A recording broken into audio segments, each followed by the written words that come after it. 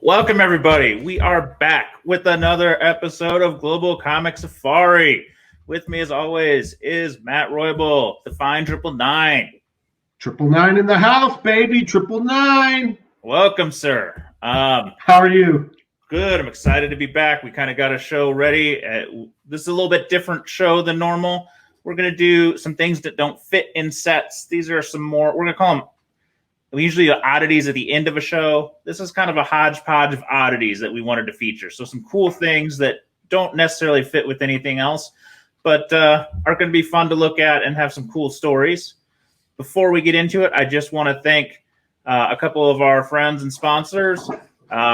First, check out Comic Book Invest, who has the best free speculation and investing information daily. So best free information every day with new stories, top 10 that we do on the channel as well. So check them out.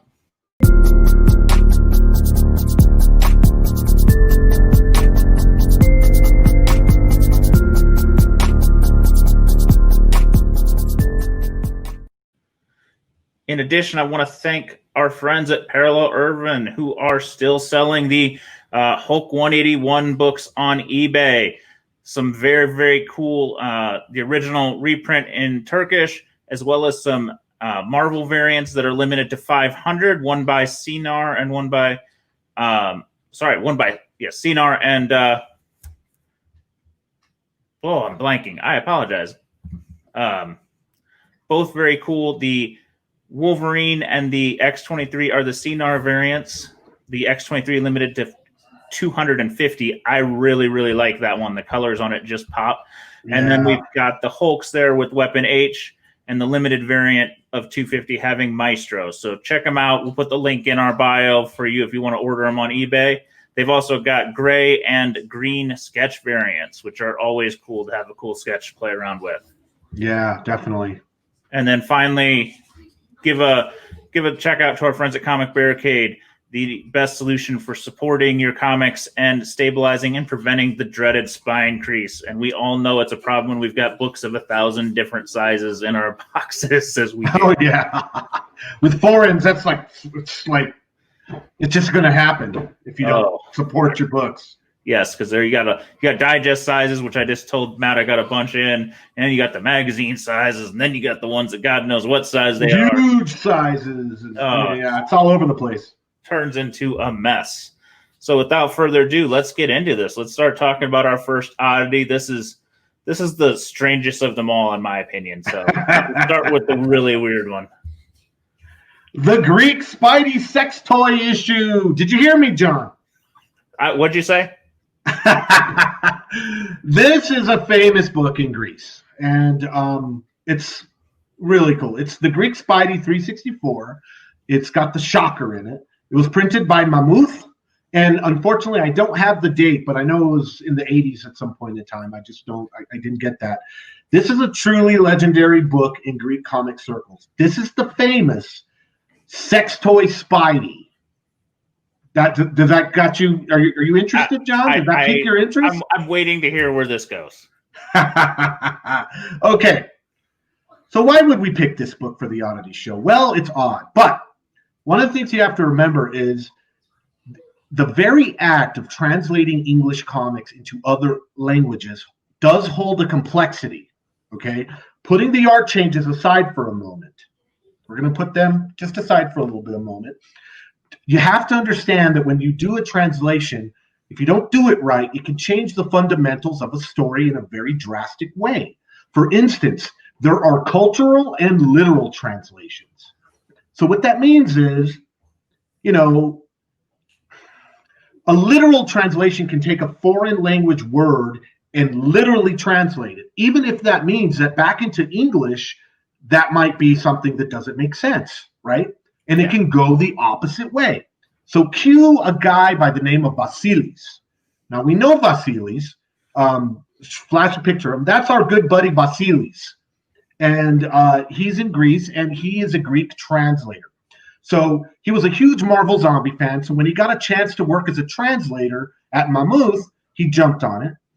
And it just so happened that our good buddy Vasilis was working on Spider-Man 364, that one right there, and the villain is Shocker. That's the Shocker on the cover.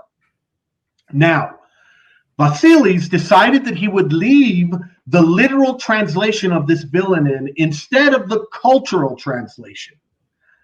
So if he would have done a cultural translation, he would have used the Greek verb having to do with shocking something, right? Yeah. But instead, the Shocker's name, if you directly translate it into Greek, literally means it is a vibrator. It is a sex toy. It is something that goes into human orifices for pleasure, sexual pleasure.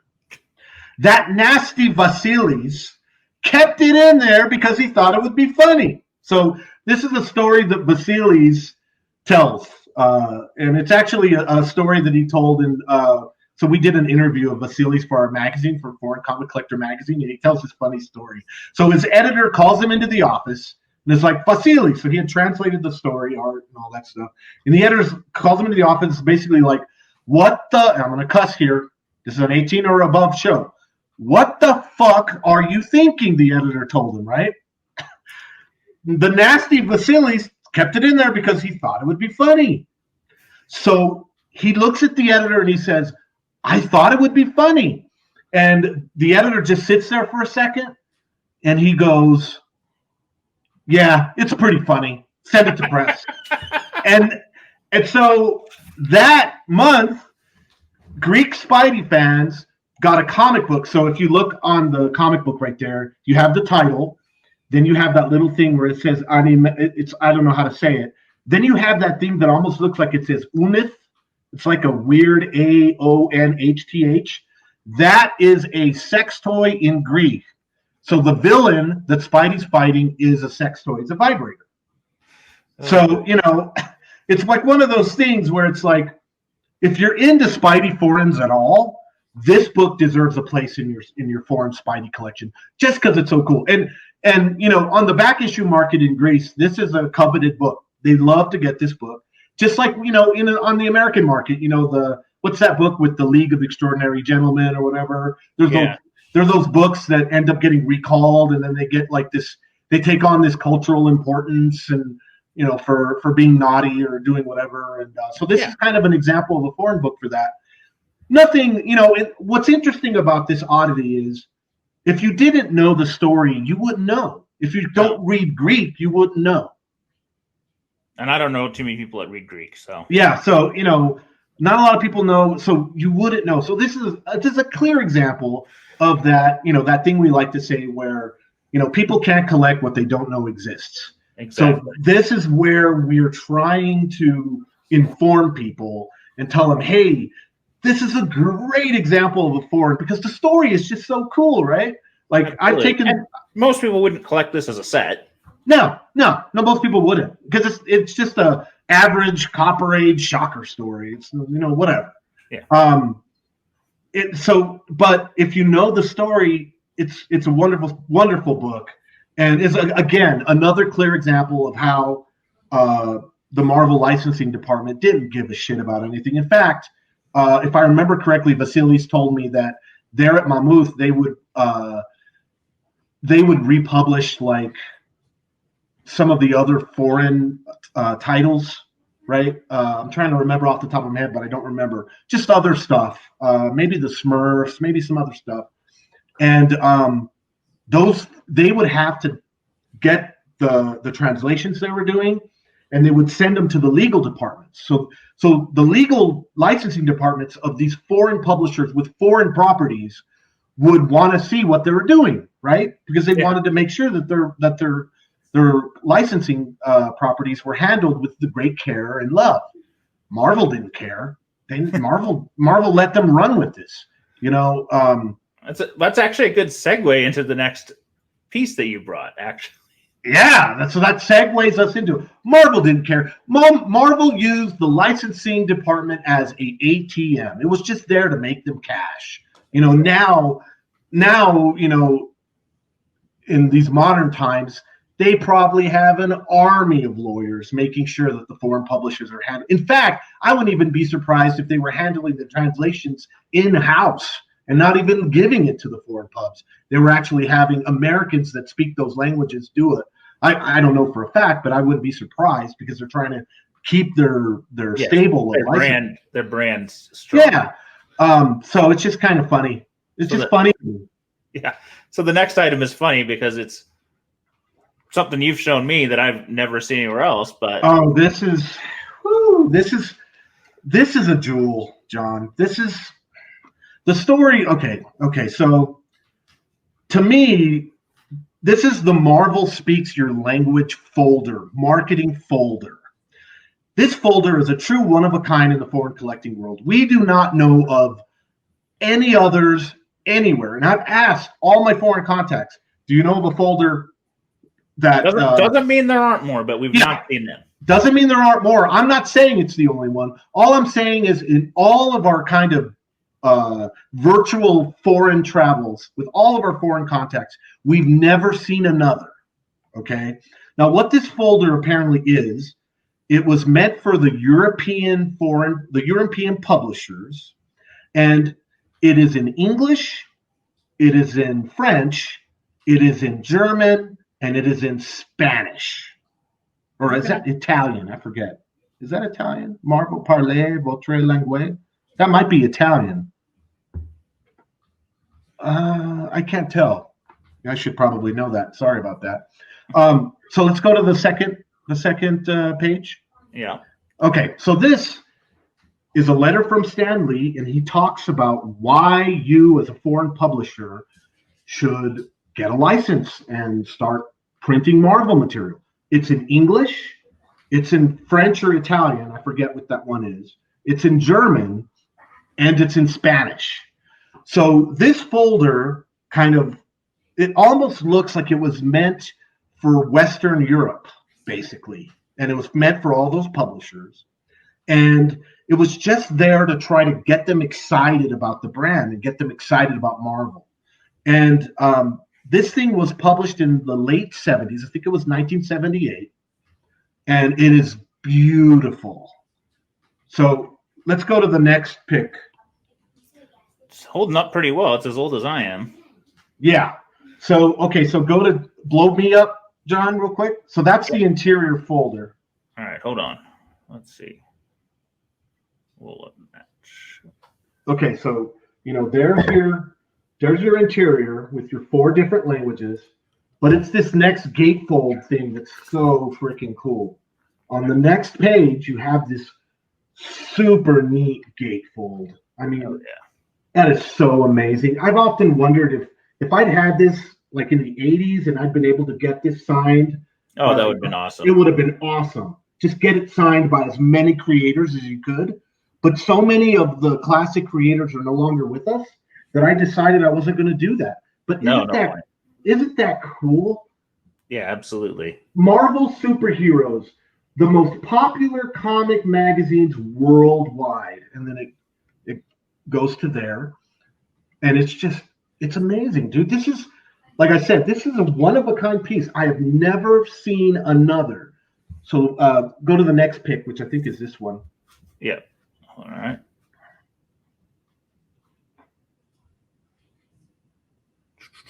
Sorry, taking a minute to switch back here. It's okay. Yeah, so this page here, it says Marvel Comic Magazine. The 48-page internationally best-selling Marvel comic magazines feature fantastic superhero adventure, the latest science fiction, romance series, western, tales of the supernatural, and literary classics. License may be obtained to reprint and publish literally thousands of existing issues and hundreds of existing titles. So this just kind of shows you not only the Marvel magazine, but also the comics, from Logan's Run to Star Wars to some of the horror stuff, Chamber of Chills, the classic stuff, the classic stories like Last of the Mohicans, War of the Worlds. Just super cool. Super cool. Absolutely. And then on the next page, so this is paperback and pocket books, puzzles, games, activities, and coloring books. And it says here, Marvel licenses a variety of stories as perfect bound, pocket-sized paperback books in comic book art form. Marvel superheroes are adapted to a wide variety of educational and entertaining books. Binding, size, and cover vary depending on the subject. Licensing is available to reprint and publish many existing titles. And this is interesting. Or we will help you adapt a Marvel character to your own book. So that is, I mean, so Marvel was just like, they wanted foreign publishers to send them money, and they were going to do everything they could to help them produce, print, and publish Marvel stories. Super, super cool. And you just get like this picture of a girl. And again, this whole folder has the same stuff in English, French, or Italian, I forget, and then German and Spanish. So it's reprinted 4 times all throughout it. And then they use the same girl again. They use the same girl again on the next page. And this is a gatefold opening. And this next page says superhero adventure albums. And then it's got an area here where it says Marvel promotions support your sales efforts. So it says here, Spider-Man, Hulk, Miss Marvel, and other Marvel superheroes are always extremely popular whenever they appear, live and in person. Our Marvel staff can assist you in coordinating superhero personnel appearances and develop promotional tie-ins for your products, which will guarantee increased sale excitement and goodwill. So they were actually going to pay actors to dress up and go to some of these foreign publishers and probably promote the books, maybe maybe at like comic book stores, or I'm not exactly sure, but I'm sure that they would, if you were a foreign publisher and you had some money, you were going to. You're going to get Spider-Man to show up, man. Yeah. And see that picture right there? So you got the little floor where the little girl's reading the magazines. There's a picture of Spider-Man, and he's like saying hi to this kid who's got a Spider-Man toy. Looks like a Mego toy or something. Yeah, absolutely. That's cool stuff. Super cool. And this is interesting too. So go to me real quick. Oh, go to you. All right. Pull that off. So there's another area here where it gatefolds out, but this is what I find fascinating. Right up here, it looks like it appears you've got a picture of Gail Munn and Stan Lee. Now, why is Gail Munn important? I think Gail Munn is very important because she was the director of licensing.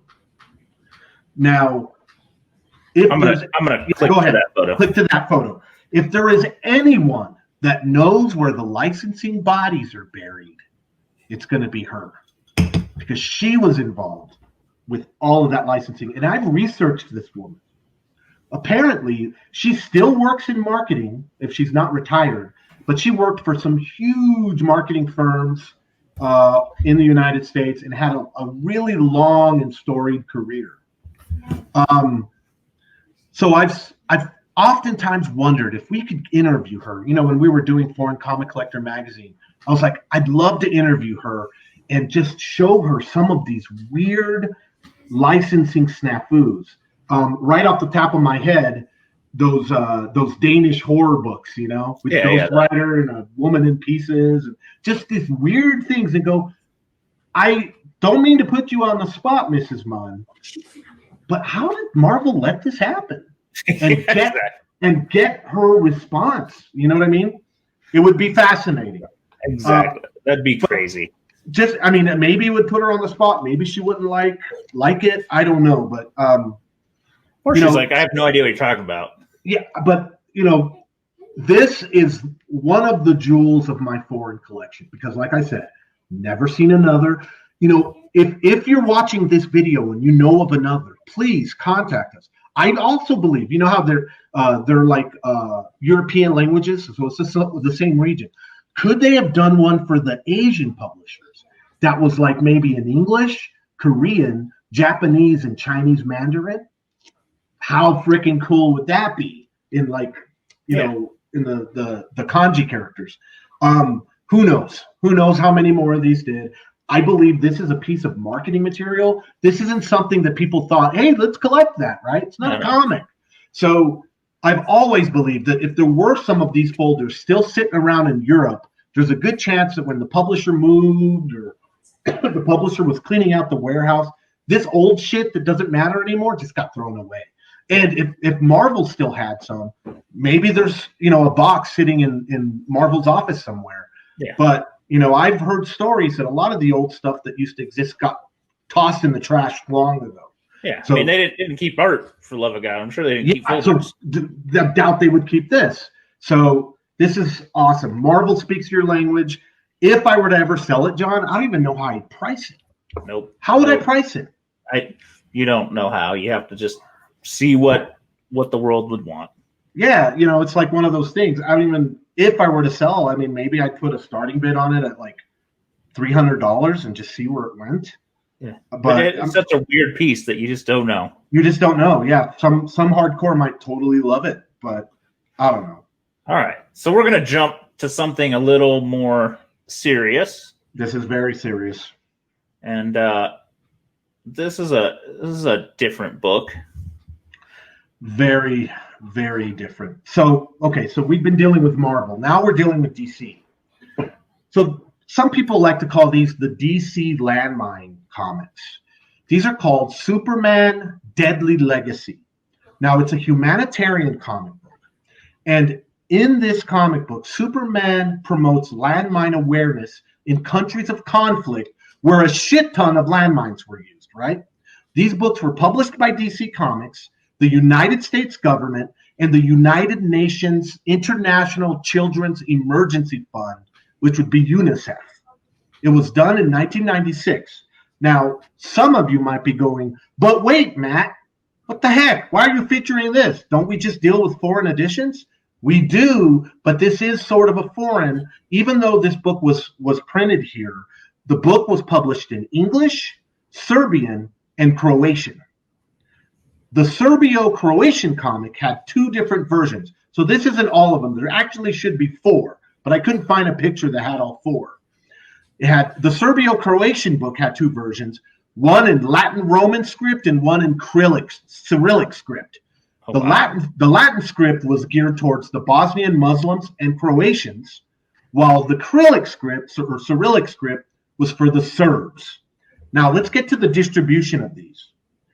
The countries that needed this help about landmines were Bosnia, the former Yugoslavia, and Kosovo, as well as countries that were bordering these states, pretty much considered the Balkans, right? Now, landmines are a plague in these areas because after the Balkan Civil War, for years afterward, people were being maimed and killed by them because landmines stay in the ground, and oftentimes, even after the conflict, they put up like landmine signs and stuff in those countries, to warn people, but the signs could get blown over by wind or you name it. Now, okay, so the sad part about landmines and leftover ordnance is that the victims often are mainly children, because adults see them and they go, that looks like a grenade, or that looks like a landmine, or that looks like something. When kids see them, they look like toys, right? So these books were distributed free to kids by a NATO peacekeeping force, sort of the way that the American military gives candy to soldiers serving abroad. So they give candy to soldiers in their MRE packs and stuff, so that when soldiers run across kids, local indigenous kids, they give them candy or whatnot. So the same thing with these comic books. Depending on the area they were in and the language that was spoken, they would take packs of these comics with them, probably in their vehicles. Now, as a norm, Global Comic Safari stays away from local American politics as much as we can. But this is one of those weird instances where we cannot. Go to the next photo. These comics were actually initiated by the Clinton administration in partnership with DC. And the 2 people within the American government at the time credited with this program are, lover or hater, Hillary Clinton and Madeleine Albright. Now, remember, Madeleine Albright I think she was Secretary of State. So there are high up people within, when the First Lady and the Secretary of State get involved, they're I think no matter what your politics, I think this was a really good thing. Now, a bit later, the concept was changed to include Latin America. Now, the Spanish version of the comic book has 32 pages and text on the back portion of the cover that says, Superman and Wonder Woman have come to help the children of Central America. But even when they cannot be here, you can keep yourself safe from landmines. 24 pages of this comic book were devoted to this illustrative narrative, while the remaining 8 were allotted for activities for like between 8 and 15-year-old children.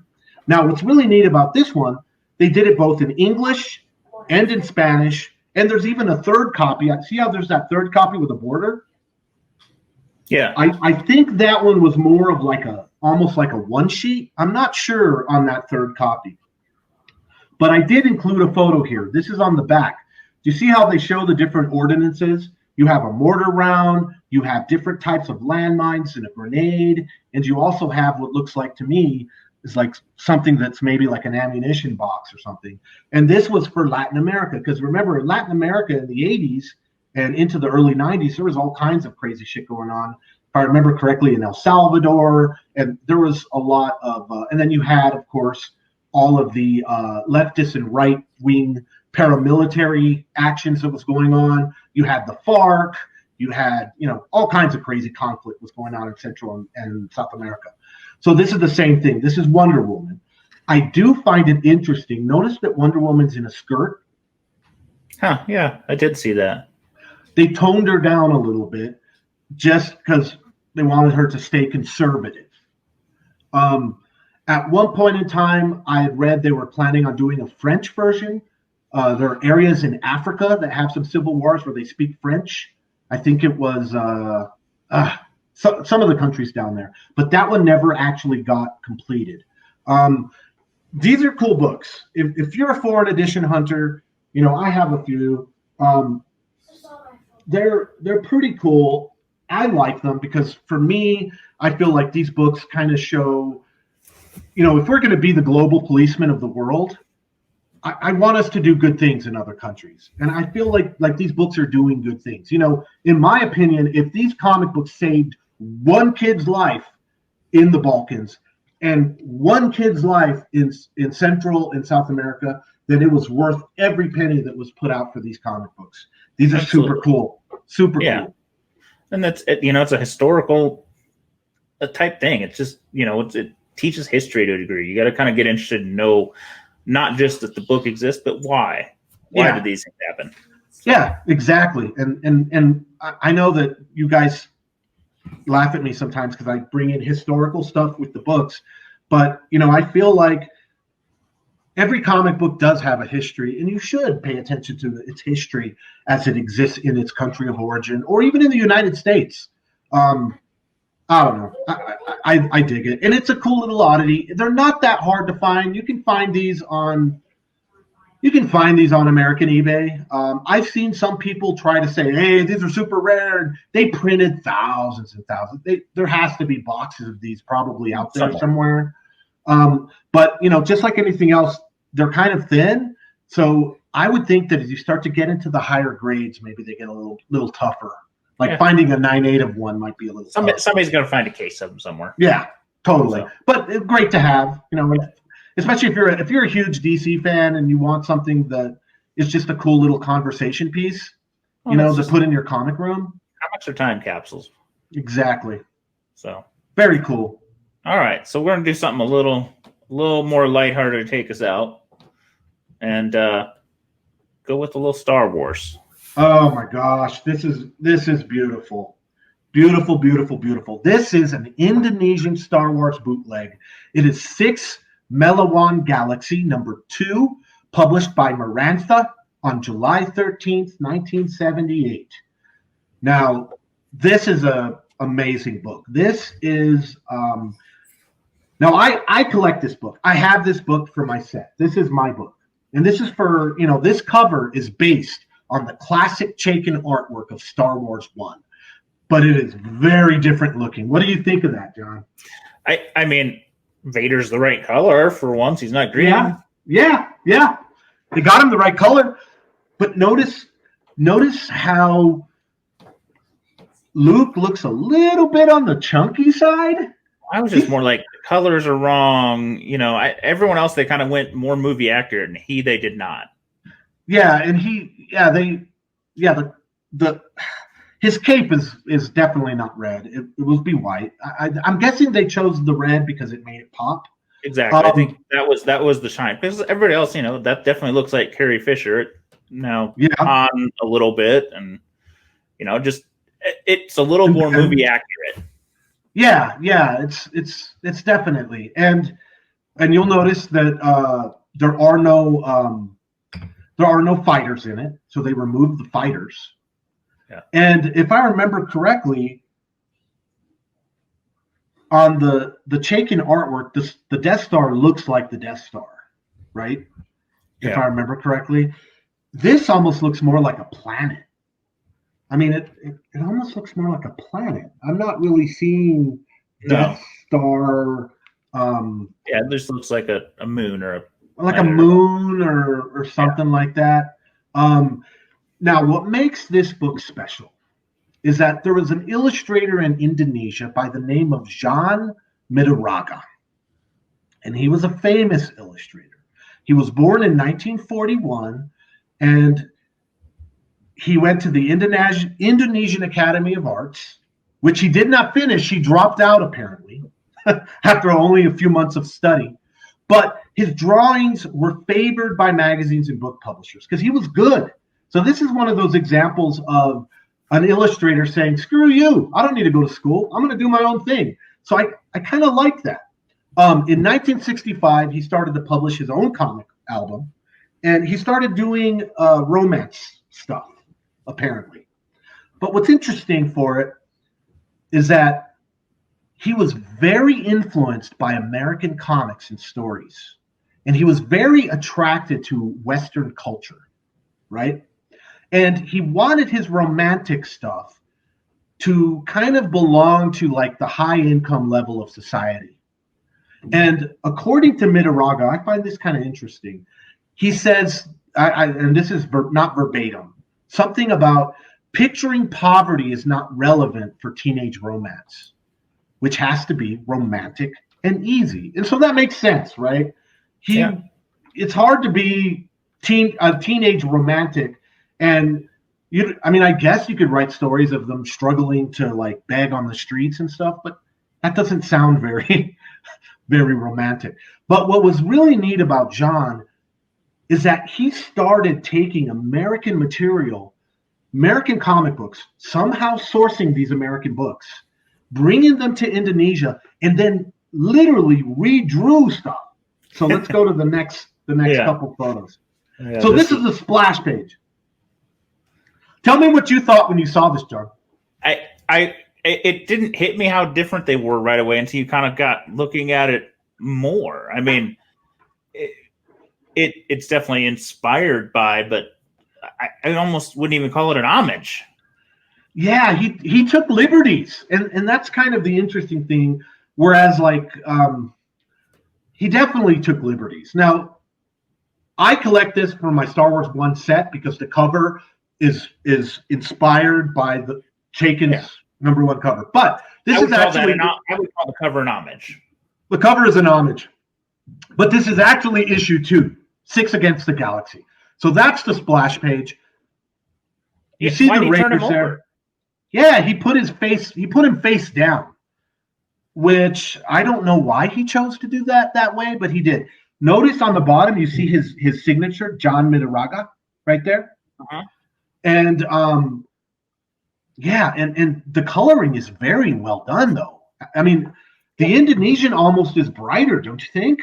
Yeah, I wouldn't call it crisper, but the colors are stronger. They're definitely stronger. I feel like the speeder gets lost in the classic Chaykin artwork there, whereas the speeder doesn't get lost on the Indonesian. And so he did this panel by panel by panel, and some panels he eliminated. So here we go. Here's the classic scene of them, where they're being asked, these aren't the droids you're looking for panel. And you can see how he just kind of altered it a little bit. So So he definitely changed up the coloring on like the middle panel. So the top panel is the middle panel here. You'll see that the wall is yellow, which I think makes the stormtroopers pop a little more. And Ben still is right there. And Luke, notice Luke is looking at Ben. He has Luke kind of looking down or something, which is kind of different. And then you have right there that same panel of Ben and Luke talking, and it looks like they're about to go into the cantina. There. And he changed that up too to add that yellow. You can almost see the scum and villainy a little better there in the background. So he altered the panels. So strange. Yeah, very strange. And we really don't know because I don't read Indonesian, so we really don't know how the story was altered, if it was altered at all. So who knows? We're going to have to go back. One. This is the last one, so this is the last page. Now, the reason why I wanted to include this is one of my favorite things to do with this book is to take the second issue, to take John's into a comic book store or with some comic geeks and say, let me tell you a story about this. And then so I tell them about John Middaraga, I tell them about what he's doing. And hardcore Star Wars fans, especially comic nerds, are like, oh my God, I got to have one, right? But this is one of those instances where I go, okay, so I'm going to show you the last page of issue 2. Which one do you like better? And tell me what you think about it. So which one do you like better, John? What do you think about this last final page? Well, the original rings a little more true to my memories, but that coloring on the bottom panel there it just pops. It pops like hell. And at least 50% of the people go, holy shit, I kind of like the Indonesian art better. Yeah, I mean, it's not as true to form, but the just how he did it is, wow. He had a little more flair. Yeah, totally. I mean, it's kind of funny because R2-D2 looks a little mouse-shapen. Okay. C-3PO, this is one of those instances where I think the yellow made C-3PO not pop. Correct. And then, but look at Luke. So it looks like Ben is sitting at some console. So he made the legs like kind of straddle. I actually think that the composition on the Indonesian is better because they're like tighter together or something. Yeah, I get you see more of the space in the background. It's super cool. And, this is where we're getting into really odd foreign stuff. And the Indonesian bootleg market is intense. Yeah, if you haven't gone back and seen our Joey Enough interview show, you should check it out. Check it out. The Indonesian bootlegs to me, it's so much information and so much going on. It's like you got to master your basic foreigns or you got to specialize. And you almost have to want to be a specialist there because you're going to find things there that are so off the beaten path, different versions of things. And it's hardcore. Yeah. You gotta be a special kind of masochist to go into bootleg endos. Yeah, and Joey Enough is one of those masochists because he's learned a great deal. Norman Scott Robinson's learned a great deal. I was just talking to Kazi the other day. So Robert Ott, he's got some amazing Indonesian original art. He went in there and bought up some amazing stuff from Indonesia. Indonesia could have books written about its bootleg market. I mean, it's stunning. It's super stunning. I love it. And for me, as a foreign head and as a Star Wars head, this just checks all the fucking boxes, John. It's an amazing book. It's amazing. And I just love them. I love the bootlegs. They're rad. And I'm going to segue into something. If you're interested in Star Wars, there's a new show or series on the channel, Tales from the Dark Side, which is it touches on comics, but it's all things Star Wars, toys, stories, books, movies. Star Wars universe. So if you want to get your geek on Star Wars for a little different spin, check them out. Tales from the Dark Side. There's a couple episodes already dropping, and they're dropping more as we go. So yeah, did you watch that Return of the Jedi battle rifle show? A little bit. That thing that Mike has is sick, dude. Oh, yes. So sick. It's the full movie prop used battle rifle, and it's just crazy. It's crazy. I don't know how much he spent for that thing, but he's had it a long time now. It's beautiful. I mean, it has to be thousands and thousands of dollars. It's really cool. It's a really cool show. They go into the details. They go into, I think he went into how he acquired it, if I remember correctly, but it's just really all cool. Kinds of stuff. I mean, Tales from the Dark Side. Everything. So we got a couple more minutes. We ran short, so we'll each do a quick pickup just to give you guys a taste. And you want to go first or second, Matt? Yeah, I'll go. I didn't have it ready. All right, what you got? Okay, what I have here is a Cuentos de Bruja, issue 3, Mexican Witches' Tales 2. And this bad boy is a Harvey file copy. What? Look, yes. This was bought here in America as the seller bought a skid, so basically a pallet of Harvey file copies. And within those file copies, there were foreigns. This book is from 1951, John, and it's an all-black cover. And look at those sharp corners, bro. Oh, that's beautiful. This thing is, I mean, it's got a little bit of damage there on that lower left corner. But for being an all-black cover, this book looking this nice, I had a nerd orgasm. I had a what did we call those? The nerd orgasms? I had a nerdgasm. I had to go change my shorts when I got this book. It's just to think that something from Mexico from 1951 somehow survived in this condition. You know, I bought it. It cost me about $200, which I thought was a no-brainer. If you can find a Mexican book from the early 50s that looks this nice, buy it. Exactly. I mean, it's beautiful. I love it. I love it. Absolutely. I am envious of that one. Yeah, that was like a no-brainer buy, dude. Well, I got one that a friend of mine, Nick L., who I know watched some of the other shows, linked me to this one, and I was like, oh, I must need that. It is not only Navarro, not only Space Ghost, it's a pedigree. Oh my God, that's a beautiful pedigree label. Domingos Alegres 715, which I didn't get to open it, but it has the cover to the first appearance of Space Ghost. I'm going to assume he's in there. Yeah. And this is the John G. Fantuccio pedigree, who has, for some reason, had a lot of Navarro books. And it's not the highest grade pedigree or anything fancy, but he has a lot of books, and there was a decent chunk of Mexican books. He was an artist. So I just thought, man, how often are you going to find a book with a CGC pedigree label? Not very often. Being a key, beautiful condition.